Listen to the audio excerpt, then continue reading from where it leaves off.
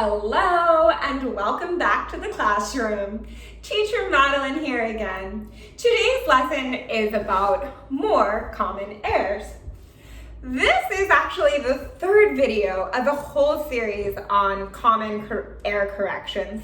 So if you haven't already, make sure to check out the first two videos.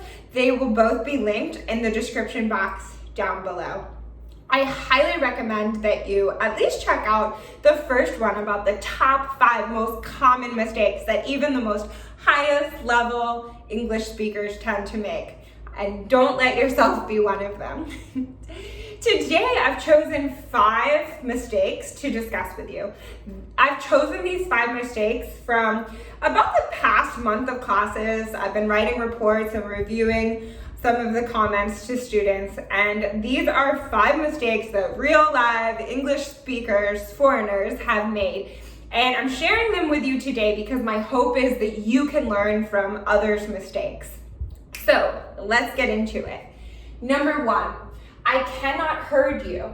What happened is there have been a lot of bad storms here recently, and during the storm I was having a phone English class and the connection got cut. We had a bad connection. I called the student back and he said, I cannot herd you. I know he's talking about the past tense because he said heard, past tense of hear. But the mistake is he said cannot. Cannot is present tense. If we have an inability to do something that happened in the past, then we say could. I could not. And actually, this verb can stay here, putting it in the infinitive tense. I could not hear you. Number 2, she don't know. I don't know why this is such a common mistake, because if you have he, she, or it, you're going to say doesn't. She doesn't know, blah, blah, blah, something, something. She doesn't know. I don't know. He doesn't know. It doesn't know. You don't know. So what I teach young children English, and when I teach the young kids, they have trouble focusing. So I say, show me 3 fingers. 3 fingers. He, she, it. They go together. He, she, it, S. Because usually he, she, and it get an S ending for the verb. Now, don't is not a verb, but he, she, and it becomes doesn't with an S. She doesn't know. Number 3, you need not cook dinner tonight.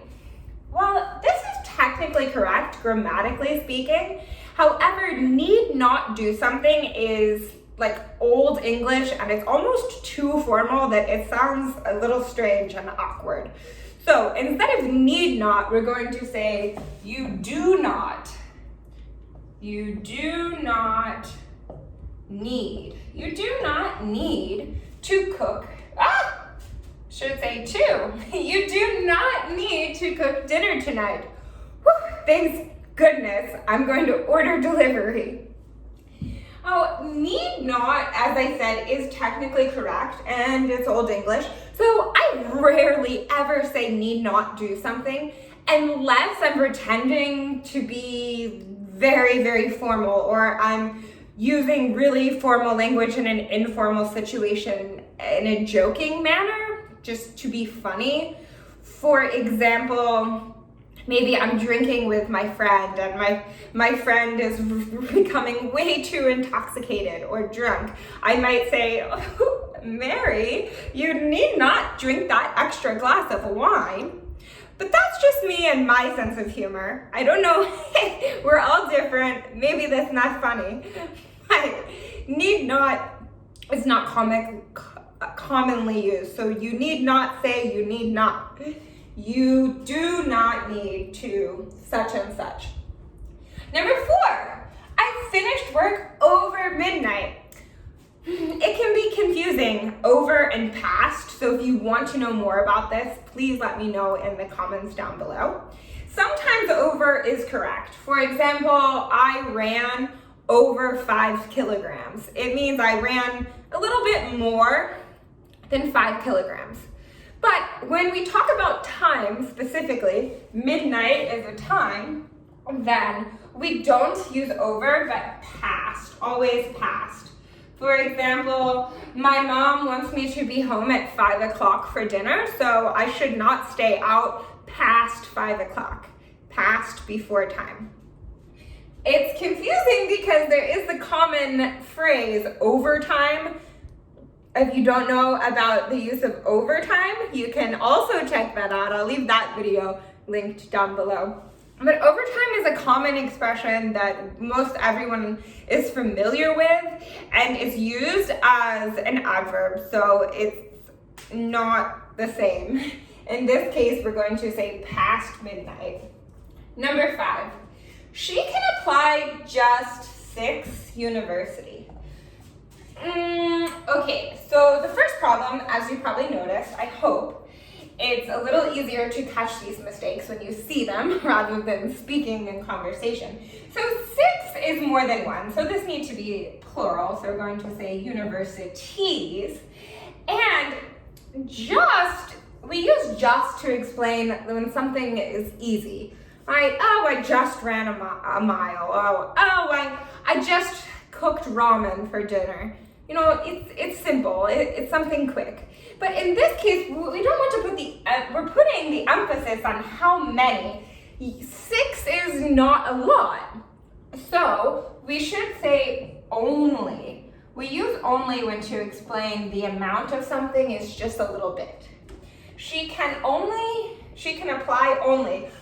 We have another mistake, and this is super common. Always follow apply with to. Apply to a school, apply to a job, apply to the company. Because we use the preposition to before having an impact on something. If you apply to the university, and I really hope you get accepted, that is going to ultimately impact Seoul University. They're getting a new student. So, always to, apply to. She can apply to only 6 universities. Correct. Now that you understand, you should say apply to. It's really important to practice this phrase. It's not enough to simply say, okay, I have to fix that. Because next time you say apply, you're already in the habit, maybe, you might already be in the habit of simply saying apply such and such place. So we need to break that habit through repetition. How are we going to do that? Well, I encourage you to write down 5 or 10 sentences with use of apply to in situations that you think you might actually need to say. Like if you're looking for a new job, you can write down, I will apply to a new job. Or talking about your children. I don't know your own personal life situation, but write down 5 to 10 sentences you think you can actually use or you might actually want to say with use of this phrase. And then, here's the kicker. Repeat them. Repeat it, repeat these sentences. Not simply the phrase, because the fastest language learners, polygamists, always memorize sentences, not simply words.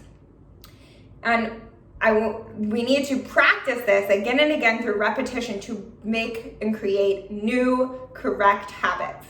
A great way to do this is through phone English classes. So make sure to sign up using the link down below for your phone English class. With me, your teacher, Teacher Madeline. And there we have it. Before I let you go, before we end class, let me review all the correct sentences. I could not hear you. She doesn't know. You do not need to cook dinner tonight. I finished work past midnight. She can only apply to 6 universities. Da-da-da-da, the end. If you learned something new today, make sure to give this video a thumbs up.